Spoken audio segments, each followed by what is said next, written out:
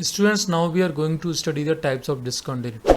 Discontinuity can be categorized as discontinuity of first kind, second kind. Okay. तो first की बात करते हैं, discontinuity of first kind. If both limits exist finitely then function F is said to have discontinuity of first kind. Meaning क्या हुआ कि अपने पास जो आर एच एल है वो और एल एच एल ये एग्जिस्ट करनी चाहिए फाइनाइटली. मीन्स इसकी वैल्यू भी कुछ फाइनाइट आनी चाहिए और इसकी वैल्यू भी फाइनाइट आनी चाहिए. और ऐसे केसेस में हम बोलेंगे हम यदि डिसकंटिन्यूटी मिल रही है, सपोज डिसकंटिन्यूटी की रीज़न हो सकते हैं, तो उसको क्या बोलेंगे, discontinuity of the first kind. Means fundamental condition क्या है, डिसकंटिन्यूटी ऑफ फर्स्ट काइंड होने के लिए जो उसकी राइट हैंड लिमिट और लेफ्ट हैंड लिमिट है वो कैसी होनी चाहिए, एग्जिस्ट करनी चाहिए. अब हम फर्स्ट काइंड की डिसकंटिन्यूटी के अंदर थोड़ी सी एंट्री करते हैं, देखते हैं. देखिए, इफ बोथ लिमिट्स मतलब एल एच एल और R H L are equal, यदि इक्वल हो जाए then the discontinuity is called the removable.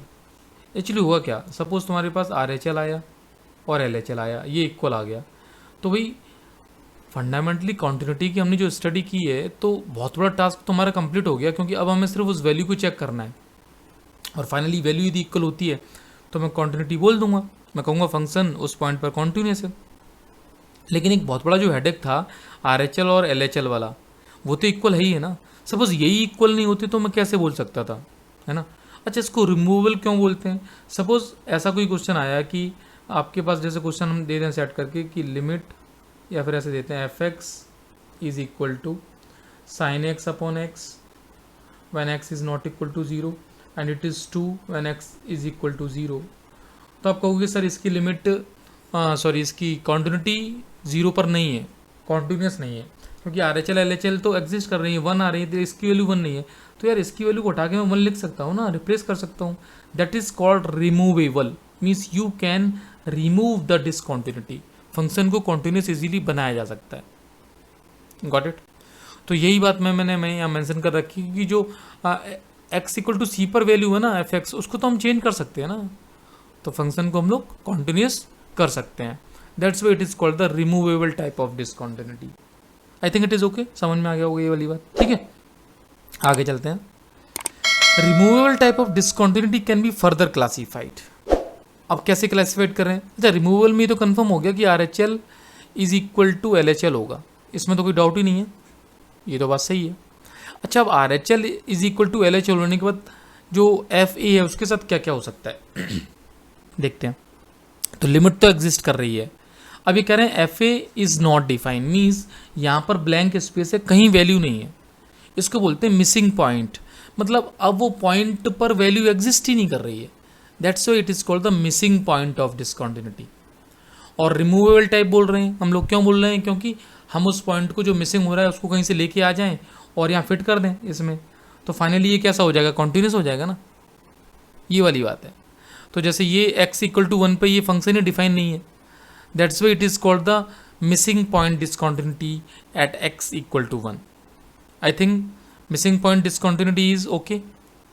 Now next, isolated point discontinuity. अब जो मिसिंग पॉइंट था अब वो आइसोलेशन पोजीशन में पड़ा हुआ है. मतलब अभी तक तो उसकी वैल्यू नहीं थी, अब वैल्यू कहीं ऊपर दे देगा वो.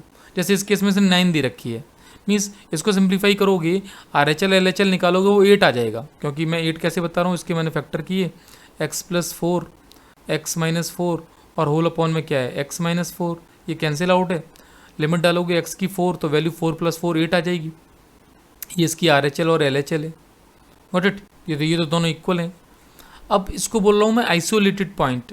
क्यों बोल रहा हूँ, क्योंकि उसकी वैल्यू जस्ट ऊपर किसी ने शिफ्ट करके यहाँ रख दी है 9 पे, और बेसिकली यहाँ इन दोनों की इक्वल वैल्यू कितनी है, वो 8 है.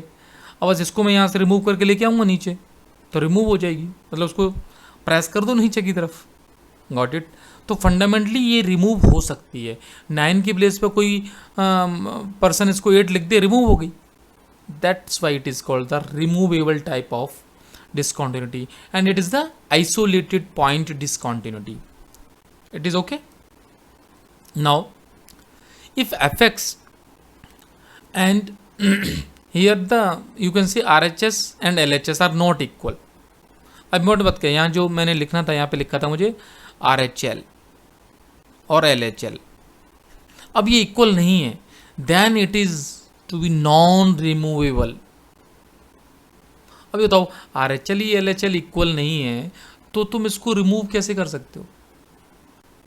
तो इसको बोलते हैं non removable discontinuity of the first kind. अब ये रिमूव नहीं हो सकती क्योंकि RHL LHL में डिफरेंस आ गया, और पता है इसके डिफरेंस को मीन्स RHL माइनस LHL का mod low, this is called the jump of discontinuity. तो कभी कभी क्वेश्चंस में जंप पूछा जाता है, तो मैंने यहाँ पर इसको मेंशन कर दिया है कि आपको एक तो डिसकॉन्टिन्यूटी कैसी मिलेगी, नॉन रिमूवेबल टाइप मिलेगी ऑफ द फर्स्ट काइंड। अभी तक रिमूवेबल टाइप में यही कंडीशन थी कि RHL LHL की इक्वल था, यहाँ इक्वल नहीं होगा, है ना। और जंप क्या है, उनका डिफरेंस है, वो जंप है। A function having a finite number of jumps in a given interval is called the piecewise continuous और sectionally continuous function in the interval, जिसमें क्या होगा, फाइनाइट नंबर ऑफ जंप्स मिलते हैं। जैसे आप देख सकते हो इसके जो जंप्स हैं इनके, वो फाइनाइट नंबर ऑफ जंप्स मिल जाएंगे। जब इनके ग्राफ्स बनाओगे तो देखते हैं ग्रेटेस्ट इंटीरियर एक्स के ग्राफ या फ्रैक्शनल पार्ट ऑफ फंक्शन के graph. Okay, now students here is the discontinuity of the second kind. अभी तक तो फर्स्ट काइंड में हमने क्या देखा कि भाई रिमूवेबल क्या है और नॉन रिमूवेबल क्या है।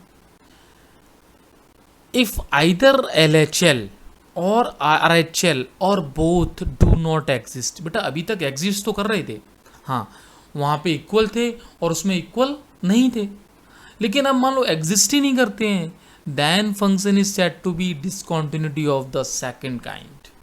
मीन्स आप डिफरेंस समझना, आपसे कभी कभी क्वेश्चन पूछा जाता है कि discontinuity of the first kind क्या है, और फर्स्ट काइंड में रिमूवेबल क्या है, फर्स्ट काइंड में नॉन रिमूवेबल क्या है। अब डिसकॉन्टिन्यूटी दे देगा और ऑप्शन लिखा होगा कि it is the discontinuity of the second kind, then you can check. यदि ये सारी नॉलेज है तो आप बता सकते हो, ठीक है। तो यहाँ पर देखते हैं, एग्जाम्पल देखते हैं। देखिए जैसे एक एग्जाम्पल दिया, fx is equal to 1/x-4। अब x4 पर ये क्या है, एग्जिस्ट ही नहीं करेगा ना, है ना। तो उसको क्या बोलते हैं, इनफाइनाइट डिसकॉन्टिन्यूटी, क्योंकि इसकी वैल्यू कहाँ जा रही है, इनफाइनाइट की तरफ टेंड कर रही है। That's why it is called the infinite.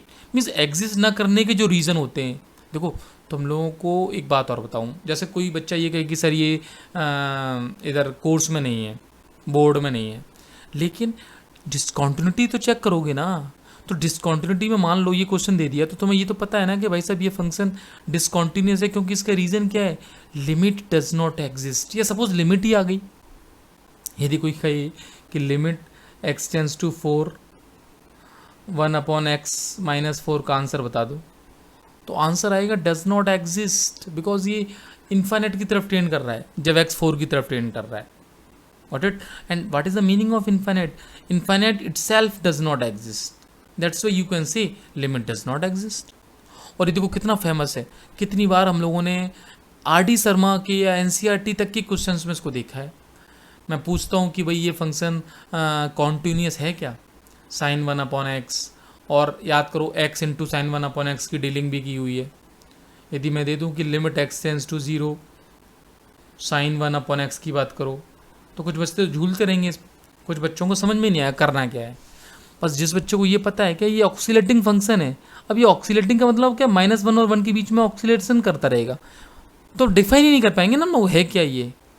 That's why it is discontinuous. I think it is okay. Point function define at a single point only are to be treated as discontinuous. देखिए ये एक important यहाँ पे concept लिखा हुआ है, आपको समझ में आता है तो बहुत अच्छी बात है ना। मैंने अपनी तरफ से कोशिश की है। fx is equal to 1 - x plus root of x - 1 is not continuous at x equal to 1 because it is the point function. होगा क्या कि 1 के, देखो 1 पे तो वैल्यू हो सकता है एग्जिस्ट कर जाए, 0 मिल जाए तुम्हें, लेकिन कॉन्टिन्यूस के मतलब ये थोड़ी ना है कि 1 पे ही 0 मिलना चाहिए, भाई उसकी लिमिट भी एग्जिस्ट करनी चाहिए, है ना। ऐसा नहीं है कि लिमिट ही डिफाइन ना हो। तो तुम जैसे 1 से बड़ी वैल्यूज रखी तुमने, तो 1 से बड़ी वैल्यूज पे ये फेल हो जाएगा, क्यों, रूट के अंदर नेगेटिव नंबर आ जाएगा, दैट इज नॉट डिफाइन। और 1 से छोटी वैल्यूज पे ये फेल हो जाएगा, इसलिए वो सेटअप करके दे दिया। इसलिए बोला पॉइंट फंक्शन। फंक्शन तो ये पॉइंट फंक्शन है, क्योंकि x इक्वल टू 1 पे ही वैल्यू ले रहा है ये, और वो 0 है। बट ये फंक्शन कैसा है? डिसकॉन्टिन्यूस है ना। तो जो मेन कॉन्सेप्ट अब जो मेरी मतलब इच्छा है कि तुम समझनी चाहिए, वो मैंने यहाँ लिस्ट की है, आप कोशिश करें। ओके, अब यहाँ जैसे प्रैक्टिस प्रॉब्लम में अब जैसे ये क्वेश्चन दे दिया सिंपल सा कि then find the types of discontinuity, और इसकी देखो आंसर्स भी दिए हैं। First type removable. अब फर्स्ट टाइप रिमूवेबल पता होना चाहिए क्या थी। जैसे इसकी RHL निकालोगे तो RHL यहाँ से 1 आ जाएगी, LHL भी 1 आ जाएगी, मतलब ये तो इक्वल है ना RHL LHL। इस वैल्यू को हम लोग 1 लिख देंगे तो काम हो जाएगा। That's why it is called the first type removable. इस केस में यदि इसकी LHL निकालोगे तो 1 आएगी और RHL 2 आएगी, तो भाई साहब ये non removable of the first kind है, याद करो। तो ये एग्जांपल्स, ये आंसर्स तभी आप टिक कर सकते हो जब आपको ये नॉलेज है। अदरवाइज आप कहोगे कि हमने पूरी कॉन्टिन्यूटी डिसकॉन्टिन्यूटी पढ़ ली, सर ये क्या था रिमूवेबल नॉट रिमूवेबल, ये हमें मिल गया इस पेपर में, अब हम क्या करें। बस ये बात है, अंडरस्टैंड।